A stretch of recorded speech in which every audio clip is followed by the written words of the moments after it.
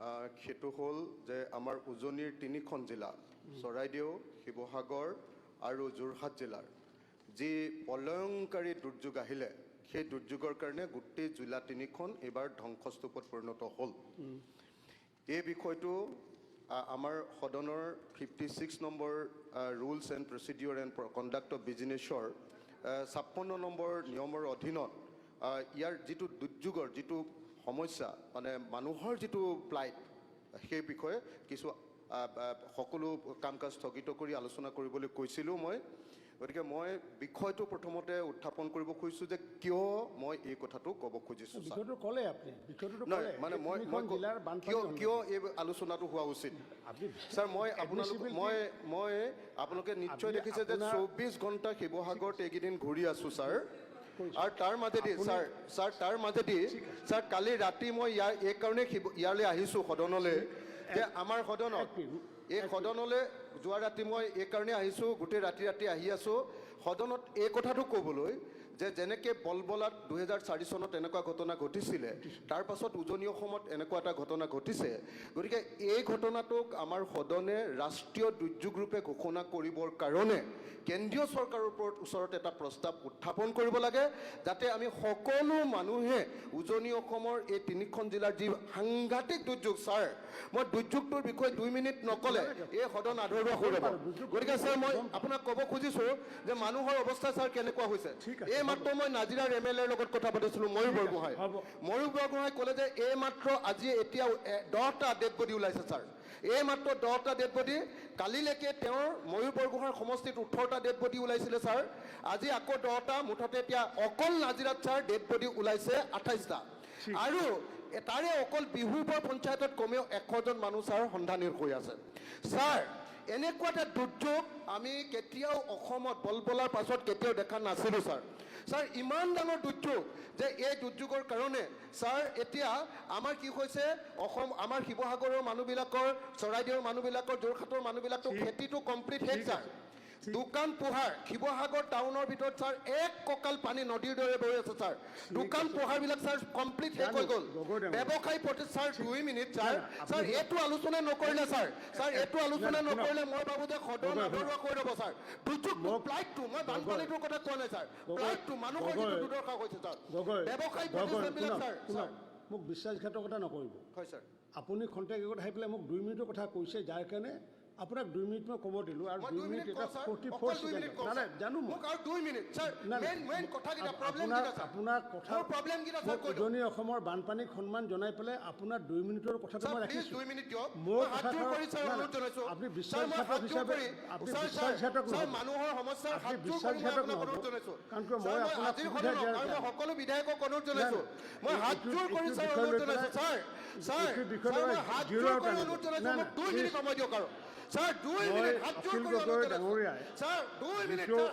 সভাস্থগিত প্ৰস্তাৱ আনিছিলে সেই প্ৰস্তাৱটো মই আজি অগ্ৰাহ্য কৰিছোঁ। কাৰণ যোৱাকালি কংগ্ৰেছ দলেও অনুৰূপভাৱে এনেকুৱা সভাস্থগিত প্ৰস্তাৱ আনিছিলে। আৰু অগ্ৰাহ্য কাৰণটো এইটোৱে যে যিহেতু আমাৰ দাবী মঞ্জুৰীসমূহৰ ভোটদানৰ বাবে নিৰ্ধাৰিত দিনকেইটাৰ বাদে পৰৱৰ্তী সময়ত এই বিষয় লৈ পেলাই আলোচনা কৰিব পাৰি, কিন্তু আমাৰ বিধানসভাৰ যি কাৰ্য পৰিচালনাৰ নিয়মাৱলীৰ 144 নং নিয়মৰ 2 নং উপনিয়ম মতে আমাৰ স্পষ্ট ৰূপত বাৰণ কৰা আছে। গতিকে বাজেটৰ সময়ত আপোনাৰ এই বিষয়টো আমি আলোচনা কৰিব নোৱাৰিম। আপোনাৰ সভাস্থগিত প্ৰস্তাৱটো যোৱাকালি যেনেকুৱাকৈ অগ্ৰাহ্য কৰা হৈছিলে কংগ্ৰেছ দলৰ, আজিও আপোনাৰ অগ্ৰাহ্য কৰা হ'ল।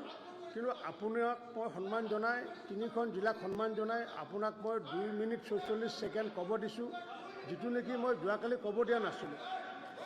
গতিকে এতিয়া আমি পৰৱৰ্তী বিষয়টো আহিছোঁ, কাৰ্যসূচী নম্বৰ 2। আপুনি অকল বিধায়ক নহয়, ইয়াতে বিৰোধী বহু আছে। এতিয়া কৰ্তন প্ৰস্তাৱৰ ওপৰত অধিক আলোচনা কৰাৰ কাৰণে মই আহ্বান জনাইছোঁ। আৰু এই কৰ্তন প্ৰস্তাৱৰ প্ৰথমে বক্তব্য ৰাখিব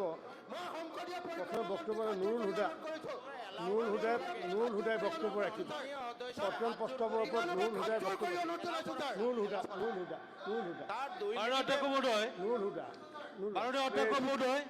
প্লিজ প্লিজ ছাৰ, মই হাত জোৰ কৰি অনুৰোধ জনাইছোঁ ছাৰ।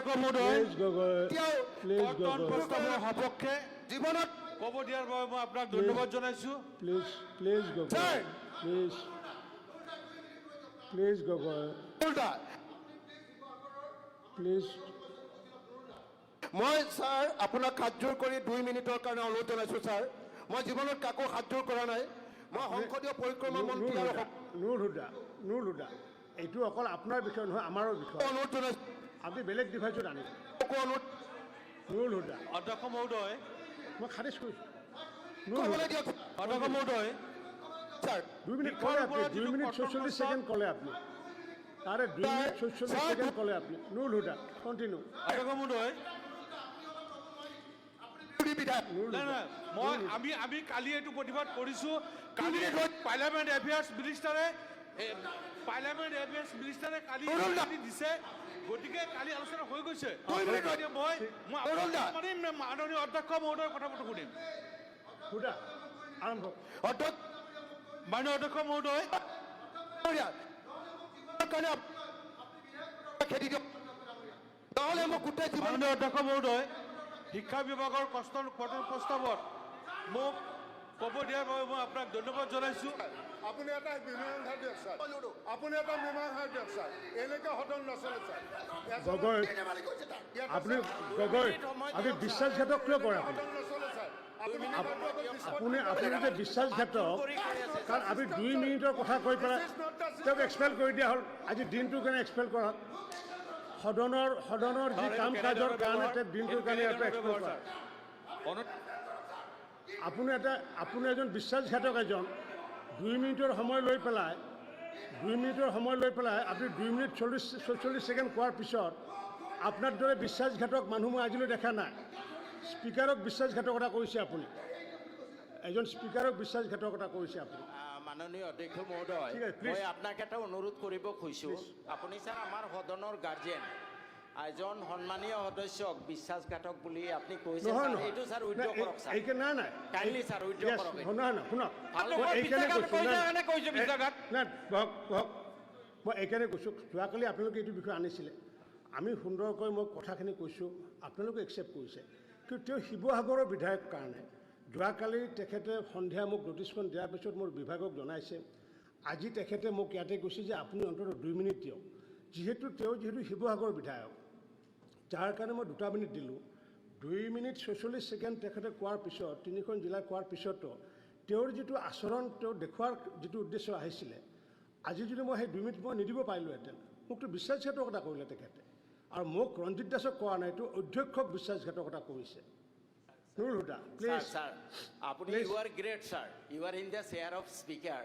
আপুনি চব কৰিব আজি পাৰে আপোনালোকক ছাৰ। মৰম কৰিবলৈ গৈ পেলাই বিশ্বাসঘাতক তেওঁৰ শব্দটো যদি ছাৰ অভিনয় উইথড্ৰ যদি আমি কৰক। চাবলগীয়া তেওঁ হয়, এজন সন্মানীয় সদস্য ছাৰ। সন্মানীয় তেখেতে মই আজি আপোনাক অনুৰোধ কৰিছোঁ ঠিক ছাৰ। আছে, আপোনাৰ আপোনাক অনুৰোধ মই কৰিছোঁ। আপোনাৰ অনুৰোধটো ছাৰ। মই অগ্ৰাহ্য কৰিছোঁ। প্লিজ আপোনাৰ অনুৰোধটো মই অগ্ৰাহ্য কৰিছোঁ। নুৰ হুদা